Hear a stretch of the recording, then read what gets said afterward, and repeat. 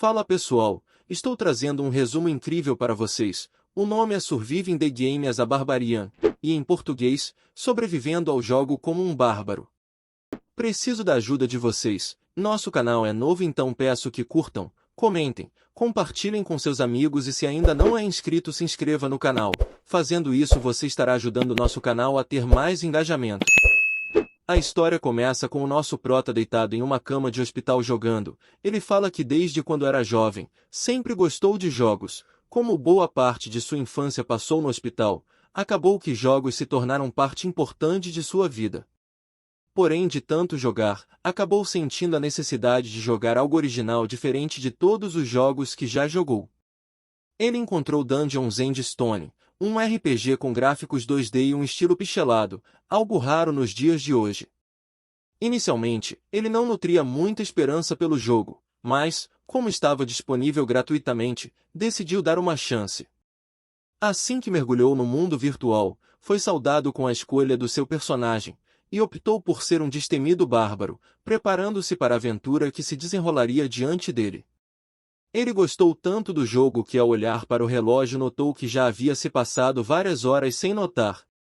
Nesse jogo, ele descobriu uma característica única: a morte significava recomeçar do zero. Claro, isso o deixou furioso, e sua frustração explodiu em um grito que fez a enfermeira no quarto saltar de susto. Rapidamente ele se desculpou. Desejando aprender mais e aperfeiçoar suas habilidades, ele buscou tutoriais na internet, mas a falta de fama do jogo resultou em poucas informações disponíveis. No entanto, essa limitação não o desanimou. Ele estava determinado a conquistar o jogo, cedo ou tarde. Sua resiliência e persistência eram suas armas secretas, e ele estava pronto para enfrentar o mundo misterioso e implacável de Dungeons and Stone. 9 longos anos se passaram. Durante esse período, ele não apenas concluiu sua faculdade e se tornou um respeitável funcionário público, mas também continuou sua jornada no mesmo jogo por tanto tempo. No entanto, agora, ele finalmente alcançou a sala do chefão, o objetivo que tanto almejava. Ao ver a mensagem que o convidava a entrar na sala do chefão, seu coração se encheu de alegria e determinação. Mesmo que não conseguisse derrotar o chefão na primeira tentativa, ele sabia que obteria valiosas informações para elaborar uma estratégia vitoriosa na próxima. Quando a mensagem informou que ele havia adentrado o abismo e completado o tutorial, uma onda de confusão o envolveu. Mas, de repente, uma luz emanou de seu computador, e o protagonista desapareceu. A cena se desenrolou com o protagonista abrindo os olhos e se vendo cercado por diversos guerreiros, todos fixando seus olhares no ancião com um machado. A perplexidade ainda dominava o protagonista, que não conseguia entender o que estava acontecendo. Percebeu que eles falavam uma língua estranha, no entanto, de alguma forma, ele conseguia compreender suas palavras. Todos esses indivíduos eram bárbaros. Decidindo observar a situação e coletar informações, o protagonista percebeu que seu próprio corpo estava transformado, mais robusto e poderoso do que jamais foi. O ancião anunciou que chamaria cada um deles e perguntaria qual arma desejavam usar. O primeiro chamado escolheu um machado de guerra, e a próxima optou por uma espada longa. O protagonista ficou boquiaberto ao perceber que estava imerso no mundo do jogo Dungeons and Stone, na mesma classe que jogou incansavelmente durante os últimos 9 anos, o Bárbaro. Enquanto sua mente se debatia na busca por respostas, um jovem ao seu lado, igualmente confuso, falou em voz alta: "Isso é o Dungeons and Stone?" O protagonista percebeu que o rapaz ao seu lado compartilhava da mesma confusão que ele, mas antes que pudessem trocar qualquer palavra, o ancião surgiu diante deles, com uma expressão furiosa, perguntando quem havia ousado gritar. O ancião, com um olhar severo, dirigiu sua pergunta ao protagonista, que, nervoso, negou ter sido responsável pelo grito. Isso fez com que o ancião voltasse seu olhar para o rapaz ao lado do protagonista. O rapaz, visivelmente amedrontado, questionou se eles realmente estavam dentro do jogo. No entanto, antes que pudesse receber qualquer resposta, o ancião desferiu um golpe mortal no jovem, que morreu instantaneamente. O protagonista sentiu um frio na espinha, mas conseguiu manter a calma, compreendendo que ser descoberto significaria sua própria morte. O ancião explicou que o rapaz foi possuído por um espírito maligno, justificando sua execução e anunciando a continuação da cerimônia. O protagonista percebeu que sua única chance de sobreviver era não ser descoberto, mas o ancião chamava cada pessoa pelo nome, e o protagonista não tinha ideia de qual era o seu nome neste mundo desconhecido. Preocupado, decidiu adotar uma estratégia arriscada. Esperaria 2 segundos após o ancião chamar alguém. Se ninguém se manifestasse durante esse tempo, presumiria que esse seria seu nome. Era uma aposta desesperada, mas ele estava disposto a arriscar sua vida nisso. O ancião chamou pelo nome e filho de Jandel Bjorn. 2 segundos se passaram sem ninguém se pronunciar, e o protagonista deu um passo à frente. O ancião, então disse, Bjorn, filho de Jandel, escolha sua arma. O protagonista sentiu um alívio imenso ao confirmar que esse realmente era seu nome. Começou a pensar cuidadosamente sobre qual arma escolher, baseando-se em sua vasta experiência de 9 anos com o jogo. Lembrando-se das dificuldades iniciais com uma espada longa, que oferecia pouca defesa e resultava em mortes frequentes, optou pelo escudo como sua primeira escolha. Explicou que, no início de sua jornada no jogo, havia escolhido uma espada longa, mas logo percebeu a fraqueza de sua defesa, o que o levava a morrer com facilidade. Portanto, optou pelo escudo como sua arma. Os bárbaros se preparam para concluir a cerimônia e entrar no labirinto, um desafio que exige que eles sigam até a cidade de Ravonia e entrem no portal. Todos começam a correr em direção à cidade, porém, a inteligência não é o ponto forte dos bárbaros, resultando em alguns erros no caminho. Após algumas confusões, eles finalmente chegam à entrada do labirinto. O protagonista, inexperiente em combates e preocupado com sua decisão, lembra-se das duras regras do jogo. O pagamento de impostos anuais a partir dos 20 anos, sob pena de morte. Como bárbaro, ele não tem muitas oportunidades de trabalho e sua única opção para ganhar dinheiro é enfrentar o desafio do labirinto. No entanto, há um problema crucial. O portal do labirinto só abre uma vez por mês. Se ele não entrar agora, terá que esperar um mês inteiro. Suspeitando que talvez não consiga um emprego devido ser um bárbaro, ele percebe que pode sobreviver apenas por uma semana com a comida inicial fornecida. Após esse período, a sobrevivência se tornará incerta, e ele poderá não estar em condições de entrar novamente no portal. Apesar do nervosismo paralisante, a terceira filha de Prelin Ainar o motiva, dizendo que todos os outros bárbaros já entraram e só faltam eles. O protagonista pede a ela que vá na frente, prometendo segui-la logo em seguida. Com o portal prestes a se fechar, ele corre em direção a ele, ignorando os avisos de perigo de um homem. Com determinação, ele entra no portal do labirinto. Uma vez dentro, ele é teleportado para uma localização aleatória.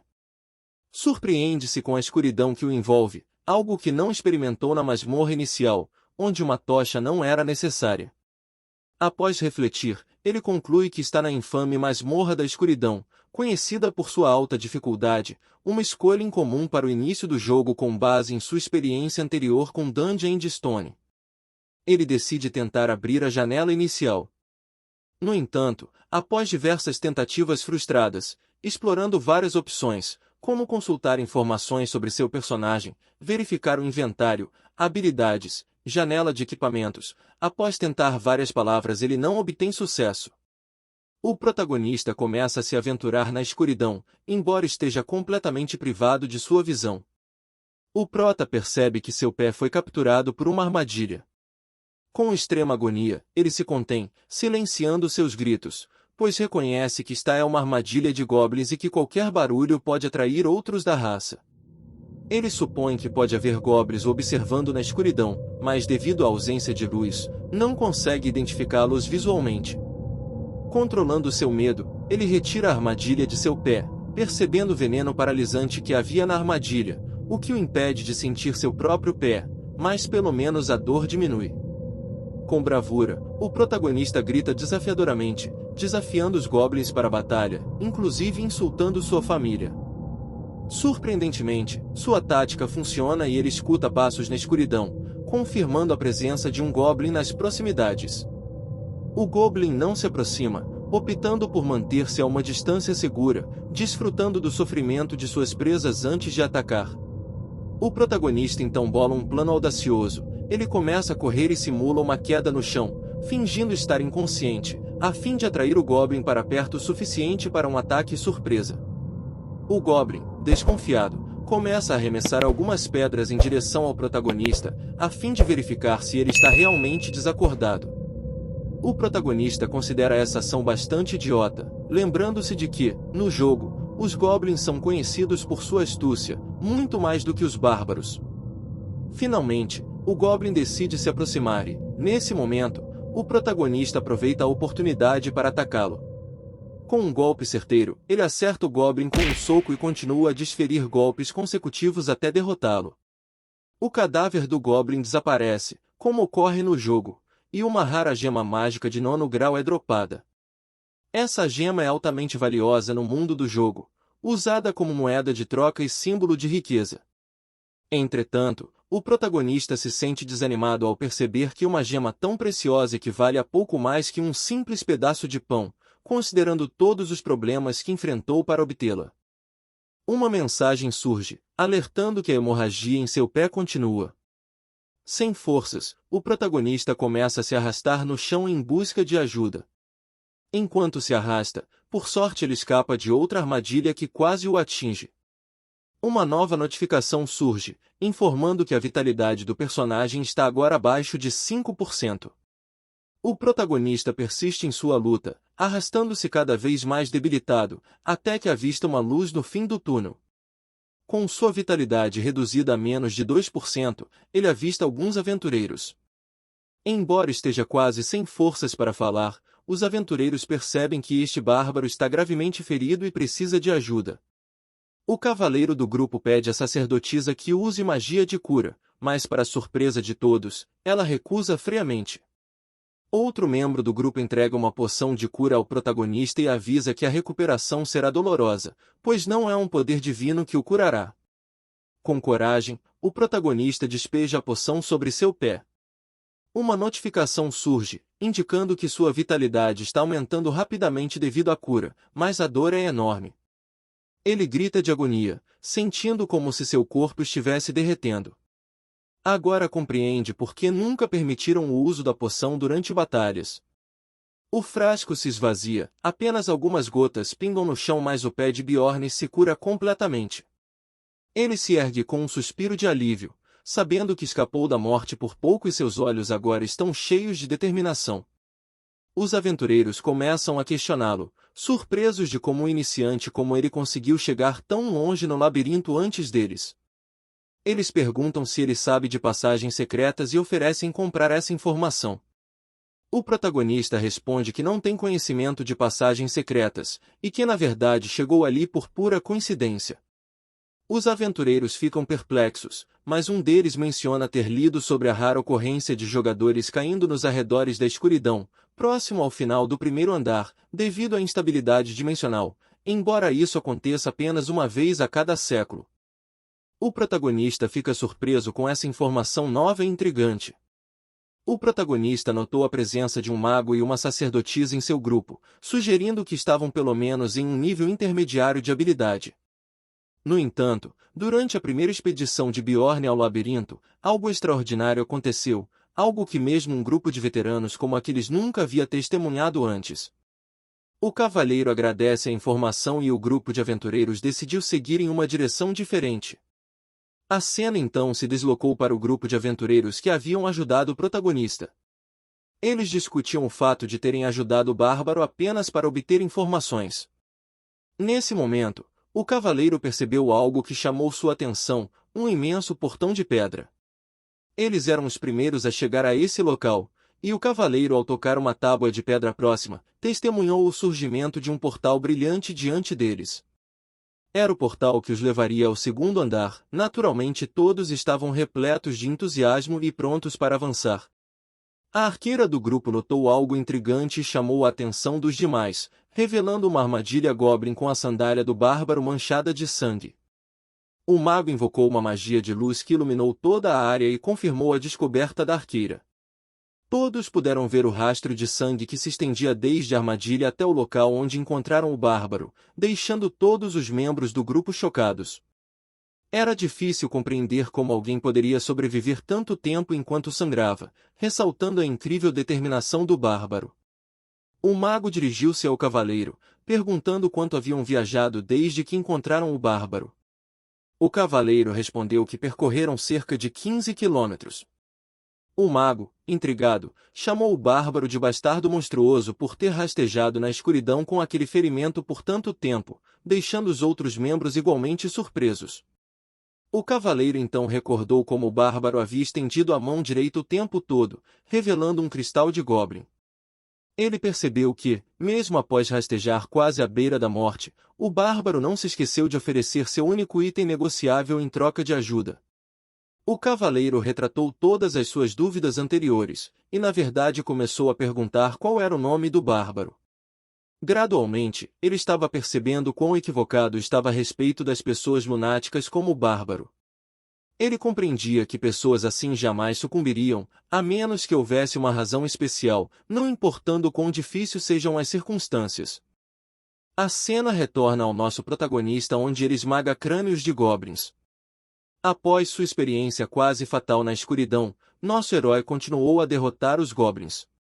Ele percebeu que os goblins não representavam uma ameaça quando podia vê-los, pois as armadilhas foram colocadas de forma aleatória no chão, mas não estavam cobertas de sujeira ou qualquer coisa do tipo, eram visíveis a olho nu.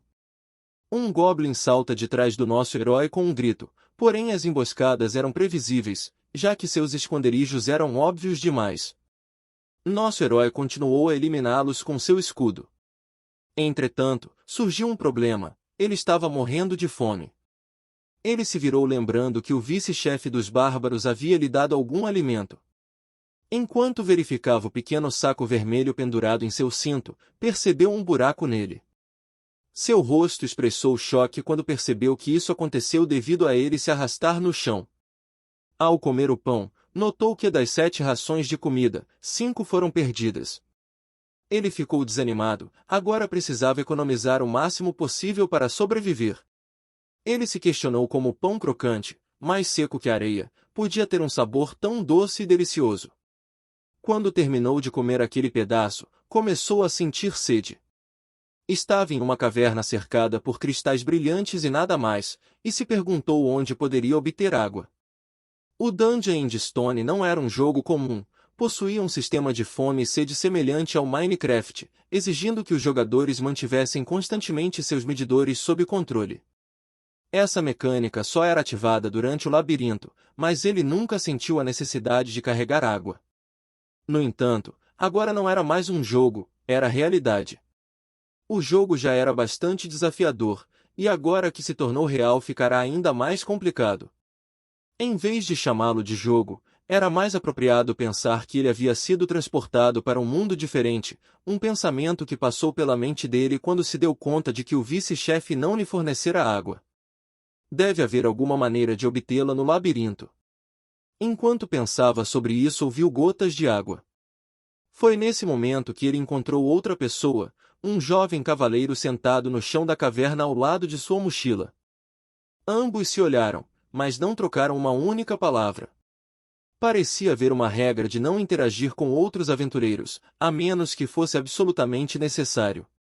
A cena muda para nosso herói sentado, contando a quantidade de pedras preciosas vermelhas que havia coletado. Ele aparentemente havia adquirido 44 delas, o que o impressionou. Considerando que anteriormente estava prestes a morrer. Ele estava agora extremamente exausto após caçar tantos goblins. No entanto, as regras não eram tão simples, pois havia 2 maneiras de descansar em um labirinto. O primeiro método era deixar tudo nas mãos de Deus e simplesmente deitar-se, torcendo para que tudo que você coletou não fosse roubado nem seja esfaqueado enquanto dormia. A segunda abordagem envolvia encontrar aliados dispostos a se protegerem mutuamente. Dado que o protagonista era um bárbaro, quase ninguém queria se juntar a ele em um grupo. Ele tentou convidar diversos aventureiros, mas todos recusaram, inventando desculpas e fugindo, alegando que seus grupos estavam lotados. Isso se repetiu várias vezes, deixando-o frustrado e com um olhar de raiva em seu rosto. Ele não estava buscando membros permanentes, apenas aliados para garantir uma noite tranquila de sono. Quando ele estava prestes a perder toda a esperança, ouviu alguém chamá-lo. Ao olhar para trás, viu um jovem segurando um martelo gigante e carregando uma enorme mochila. O desconhecido perguntou ao protagonista se estava procurando um companheiro para passar a noite. O protagonista deixou claro que não estava buscando uma parceria permanente, apenas alguém com quem pudesse contar para dormir em segurança.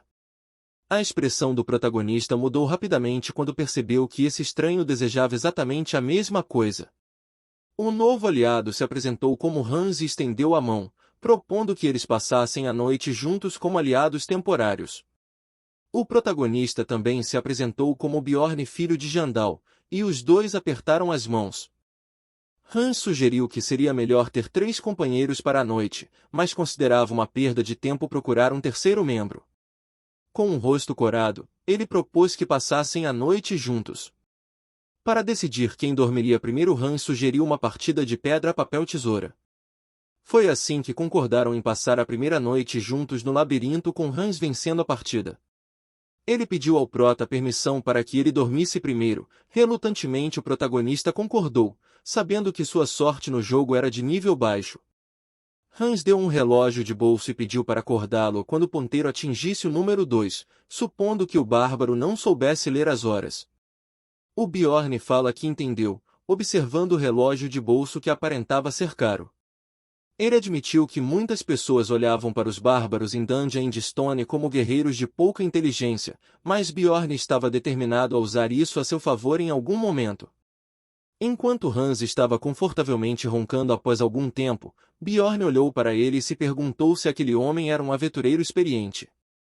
Seu olhar continuou fixo em Hans, se perguntando se ele concordaria em emprestar seu saco de dormir. O protagonista estava começando a sentir um certo tédio, pois não havia nada para fazer.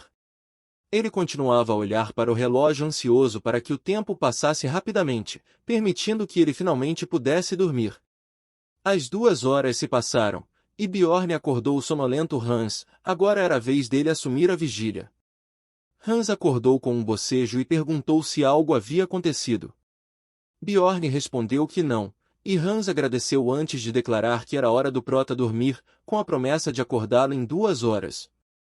Apesar de concordar inicialmente, os instintos de Bjorn não permitiam que ele adormecesse de fato. Enquanto Hans estava sentado olhando o relógio, nosso herói continuava se perguntando como poderia confiar em alguém que acabou de conhecer. Ele decidiu deitar-se e fingir que estava dormindo, roncando alto para criar a imagem de alguém exausto após um longo dia. Esperava que Hans não percebesse que estava acordado, enquanto mantinha um olho aberto. Ele virou as costas para Hans, fingindo estar adormecido, esperando que, se Hans tivesse segundas intenções, ele tomaria uma atitude. No entanto, o tempo passou mais rápido do que ele imaginava, e, antes que percebesse, era novamente sua vez de assumir a vigília. Bjorn não havia conseguido dormir durante essas 2 horas. Embora tivesse fingido dormir, nada aconteceu. Hans não tentou nada suspeito, e chegou a vez do prota ficar de vigia. Bjorn estava lamentando sua escolha de não ter dormido quando teve a chance. Sua mente continuava lembrando de que não podia baixar a guarda para um estranho até ter certeza de que podia confiar nele. Seus olhos estavam visivelmente cansados, e ele se esforçava para se manter acordado, convencendo a si mesmo de que não deveria adormecer. No entanto, assim que seus olhos se fecharam, ele ouviu seu nome ser chamado por Hans, fazendo-o acordar assustado. Hans colocou a mão em seu ombro e o cumprimentou com um largo sorriso no rosto. Bjorn, por outro lado, estava olhando para ele completamente confuso. O prota tentou disfarçar dizendo que não estava dormindo. No entanto, Hans era um homem perspicaz e simplesmente pediu a Bjorn para limpar a baba que escorria de seu rosto primeiro. Bjorn pediu desculpas e enxugou a boca. Hans assegurou que estava tudo bem e expressou gratidão por nada de ruim ter acontecido enquanto Bjorn estava de guarda. O protagonista se deitou e fechou os olhos, mas continuou pensativo, pois Hans não o repreendeu por adormecer enquanto estava de vigia. Logo depois, Bjorn se lembrou de algo fundamental que aprendeu ao longo dos anos jogando Dungeon and Stone, que uma pessoa tão bondosa simplesmente não existia neste jogo. Seus olhos se abriram rapidamente ao recordar disso, e seu rosto demonstrou puro choque quando percebeu o que estava acontecendo. Hans então questionou por que Bjorn não havia dormido mais, segurando um martelo gigante de 2 mãos acima de sua cabeça, pronto para esmagar o cérebro de Bjorn no chão da caverna. Encerramos o vídeo por aqui, comentem para a parte 2.